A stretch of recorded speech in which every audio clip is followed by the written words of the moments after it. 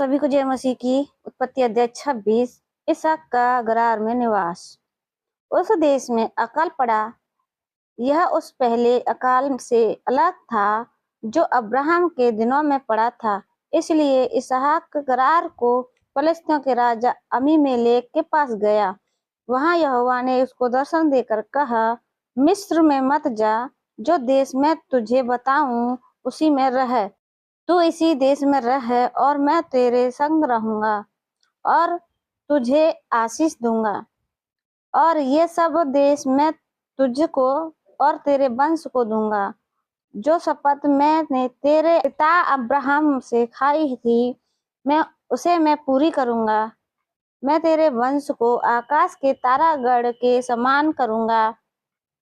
मैं तेरे वंश को ये सब देश दूंगा और पृथ्वी की सारी जातियां तेरे वंश के कारण अपने को धन्य मानेंगी, क्योंकि अब्राहम ने मेरी मानी और जो मैंने उसे सौंपा था उसको और मेरी आज्ञा, विधियों और व्यवस्था का पालन किया।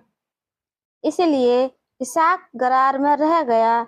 जब उस स्थान के लोगों ने उसकी पत्नी के विषय में पूछा, तब उसने यह सोचकर कि यदि मैं उसको अपनी पत्नी कहूँ तो यहाँ के लोग रिबका के कारण, जो परम सुंदरी है, मुझको मार डालेंगे।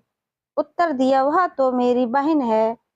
जब उसको वहां रहते बहुत दिन बीत गए, तब एक दिन फलिस्तियों के राजा अबीमेलेक ने खिड़की में झांक के क्या देखा कि इसहाक अपनी पत्नी रिबका के साथ क्रीड़ा कर रहा है। तब अबीमेलेक ने इसहाक को बुलाकर कहा, यह तो निश्चय तेरी पत्नी है, फिर तूने क्यों उसको अपनी बहन कहा? इसहाक ने उत्तर दिया, मैंने सोचा था कि ऐसा ना हो कि उसके कारण मेरी मृत्यु हो। अबीमेलेक ने कहा, तूने हमसे यह क्या किया? ऐसे तो प्रजा में से कोई तेरी पत्नी के साथ सहज से कुकर्म कर सकता, और तू हमको पाप में फंसाता। इसलिए अबीमेलेक ने अपनी सारी प्रजा को आज्ञा दी, जो कोई उस पर पुरुष को या उस स्त्री को छुएगा वह निश्चय मार डाला जाएगा। सभी को जय मसीह की। धन्यवाद। आज के लिए इतना ही। प्रभु को महिमा मिलती रहे। आमीन। Bye bye.